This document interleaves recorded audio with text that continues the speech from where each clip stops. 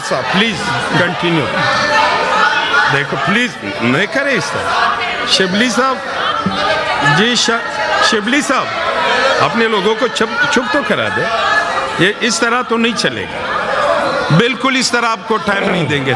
जी Isaac doctor साहब, जी doctor साहब, जी जी जी doctor साहब प्लीज। जनाब चेयरमैन, मैं भी उसी बात इसी जी अबड़ोद साहब मौजू पे बात करने लगा हूँ। हिदायतुल्लाह साहब सिर्फ लीडर ऑफ दिया उसको। जनाब चेयरमैन बहुत शुक्रिया। मैं भी इसी मौजू पे बात करने लगा हूँ। मौजू अभी ज़ेरे बहस है। लीडर आप, मैं समझता हूँ कि दो दफा लीडर आप हमारी कुछ ट्रेडिशंस हैं। जी जी एक मिनट,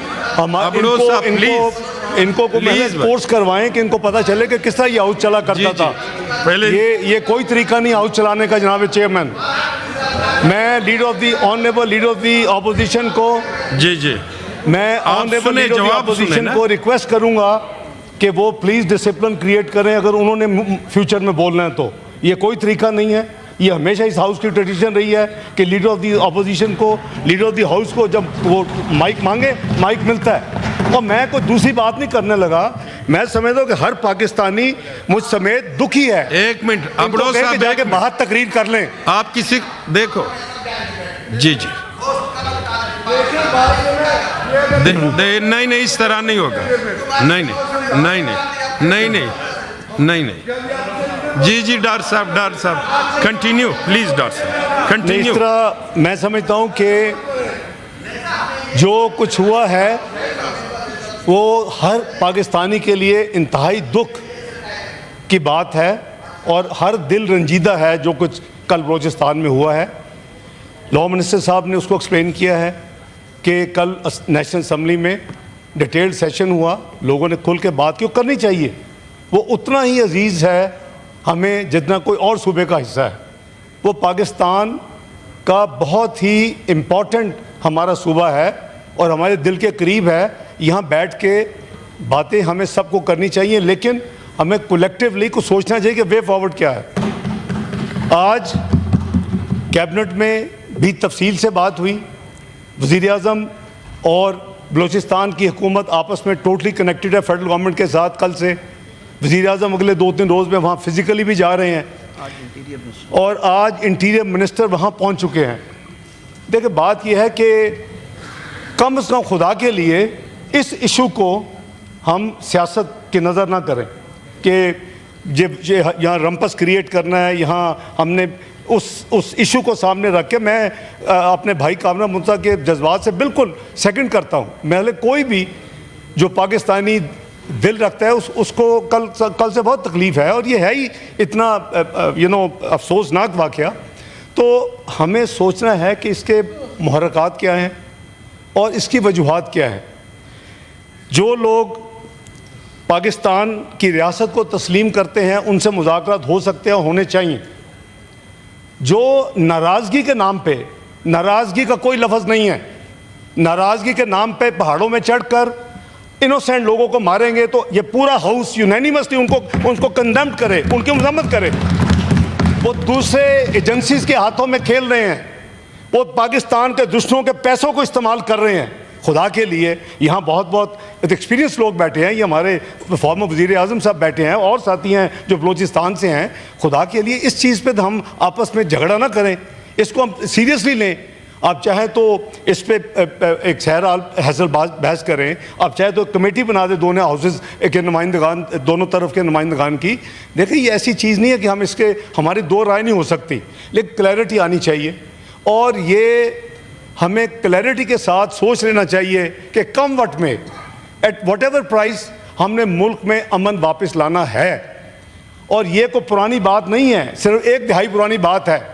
2013 का डाटा उठाएं, कितने हफ्ते में कितने टेररिस्ट इंसिडेंट्स होते थे और एक्सीडेंट्स होते पाकिस्तान में। लेकिन कौम ने फैसला किया 2014 में कि जी हमने वो चीज़ जो पिछली हुकूमतें नहीं कर सकी उससे पहले 20 साल में, वो एक फ़ैसला हुआ बड़ा, यानी ऐसा फ़ैसला था कि जो मैं समझता हूँ जिसने तारीख का रुख बदला। और वो फ़ैसला हुआ APS के वाक़े के बाद, जब हमारे 100 से ज़्यादा मासूम बच्चों की जानें इस टेररिज्म का नज़र हो गई। उसके बाद फ़ैसला किया गया कि कम वक्त में जो भी प्राइस पे करनी पड़ेगी अपना पेट काटेंगे, ये जंग लड़ी जाएगी। और आपने देखा कि ज़रबे अज़ब लड़ी गई, आपने देखा जहां क्लीन अप हुआ तो उसके बाद रद्दुल फसाद लड़ी गई, आपने देखा उसके बाद सिक्योरिटी के हवाले से पूरे मुल्क में ऑपरेशंस हुए। और आपके डाटा ले लें, आप ऑर्डर करें चेयरमैन साहब, ये हाउस तो कमेटी बनाएं, डाटा लें सारा और देखें क्या इंप्रूवमेंट हुई।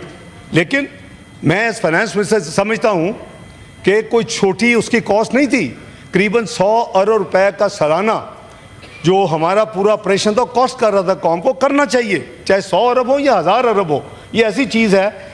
लेकिन अगर कुछ लोगों को इस्तेमाल करके एक सूबे में अफरा तफरी फैलाई जाएगी तो मैं समझता हूँ कि चाहे उधर लोग बैठे हो या इधर लोग बैठे हो, हमें यूनैनिमसली ये फैसला करना होगा कि हमने उनको कामयाब नहीं होने देना।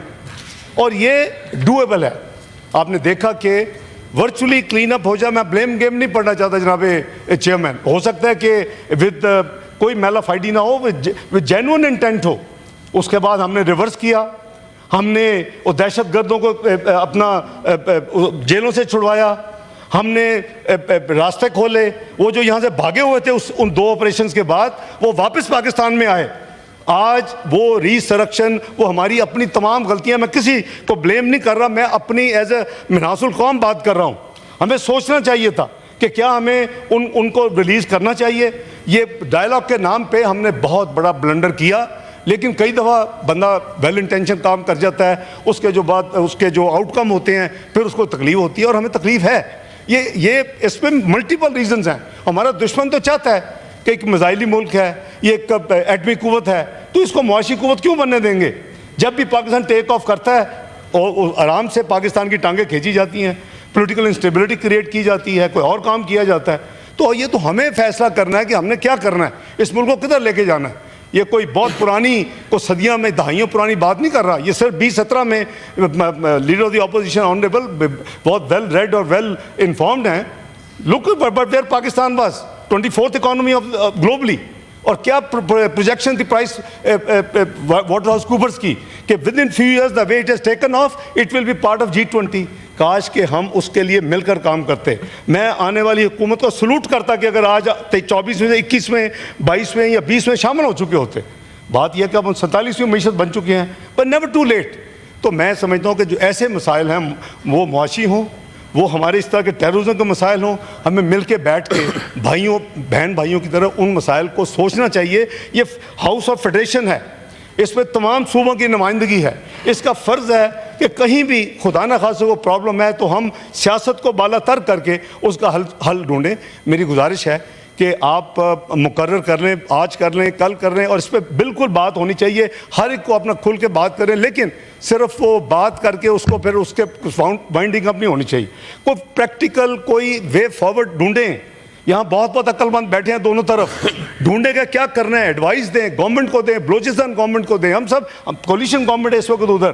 तो मैं समझता हूँ कि कल जो मैंने चीफ मिनिस्टर बलूचिस्तान की और उनके साथियों के साथ जो उन्होंने अपनी प्रेस कॉन्फ्रेंस की है, उन्होंने बहुत सही बात की है कि वायलेंस हैज़ नो नेशनैलिटी, उसका कोई उसकी इजाज़त नहीं हो सकती। नाराज़गी के नाम पे वायलेंस, आप अपनी आप किससे नाराज़ हैं? स्टेट तो आपकी माँ होती है, तो आप नाराज़ होकर चले गए हैं। अभी आप आएँ, बात करें, लेकिन आप पाकिस्तान के झंडे को तस्लीम करें, आप आइन को तस्लीम करें, आप कानून को तस्लीम करें, बात होगी।